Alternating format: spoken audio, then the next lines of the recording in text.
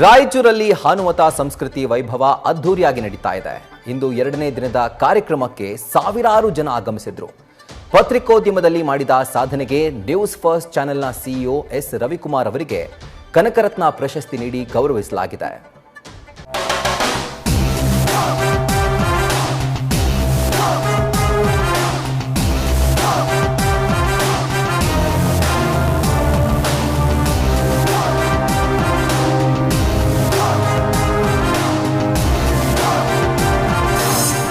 ಹಾಲುಮತ ಸಂಸ್ಕೃತಿ ವೈಭವ ಜನವರಿ 12ರಿಂದ ಶುರುವಾಗಿರುವ ಈ ಅದ್ದೂರಿ ಕಾರ್ಯಕ್ರಮಕ್ಕೆ ಸಖತ್ತಾಗಿ ಸ್ಪಂದನೆ ಸಿಕ್ಕಿದೆ. ನಾಳೆ ಕೂಡ ಈ ವೈಭವ ಮುಂದುವರಿಯಲಿದೆ.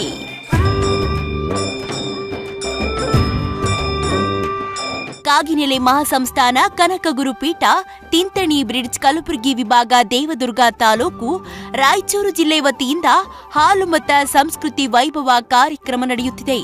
ಶ್ರೀಮಠದ ಶ್ರೀ ಸಿದ್ದರಾಮಾನಂದ ಸ್ವಾಮಿಗಳ ನೇತೃತ್ವದಲ್ಲಿ 3 ದಿನದ ಕಾರ್ಯಕ್ರಮದಲ್ಲಿ ಹಲವು ವಿಶೇಷ ಕಾರ್ಯಕ್ರಮಗಳನ್ನು ಆಯೋಜನೆ ಮಾಡಲಾಗಿದೆ.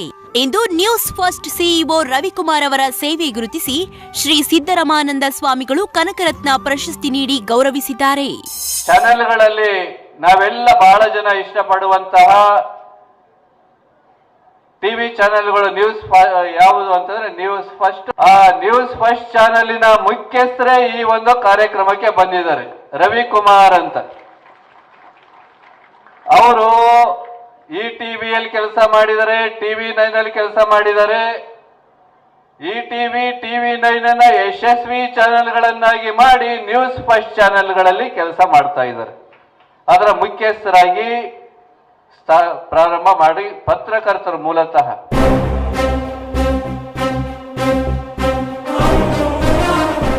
ಎಸ್ ರವಿಕುಮಾರ್ ಅವರು ಪತ್ರಕರ್ತರಾಗಿ ವೃತ್ತಿ ಆರಂಭಿಸಿ ನ್ಯೂಸ್ ಫಸ್ಟ್ ಸುದ್ದಿವಾಹಿನಿಯನ್ನ ಹುಟ್ಟುಹಾಕಿ ಯಶಸ್ವಿಯಾಗಿ ಮುನ್ನಡೆಸಿಕೊಂಡು ಹೋಗ್ತಿದ್ದಾರೆ. ಈ ಟಿವಿಯಲ್ಲಿ ಪತ್ರಿಕೋದ್ಯಮ ಪ್ರಾರಂಭಿಸಿ ಮಧ್ಯಪ್ರದೇಶ ಹಾಗೂ ಗುಜರಾತ್ನಲ್ಲಿ ಅದನ್ನ ವಿಸ್ತರಿಸುತ್ತಾ 100 ಪತ್ರಕರ್ತರಿಗೆ ತರಬೇತಿ ನೀಡಿದ್ದಾರೆ.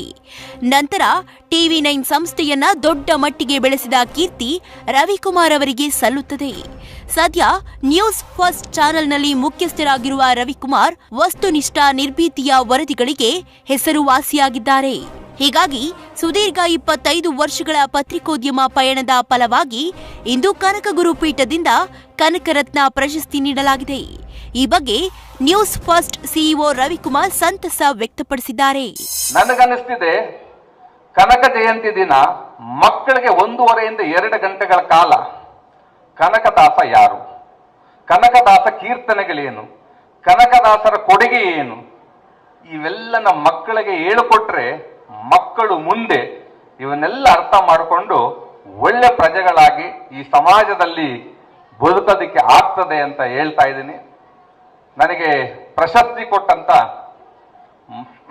ಶ್ರೀಗಳಿಗೆ ಮತ್ತೆ ಪ್ರಶಸ್ತಿ ಪ್ರದಾನ ಮಾಡಿದಂತ ಎಲ್ಲ ಗಣ್ಯರಿಗೆ ಮತ್ತೆ ಇಲ್ಲಿ ಸೇರಿರ್ತಕ್ಕಂಥ ತಮ್ಮೆಲ್ಲರಿಗೂ ನನ್ನ ನಮಸ್ಕಾರಗಳನ್ನು ಹೇಳ್ತಾ,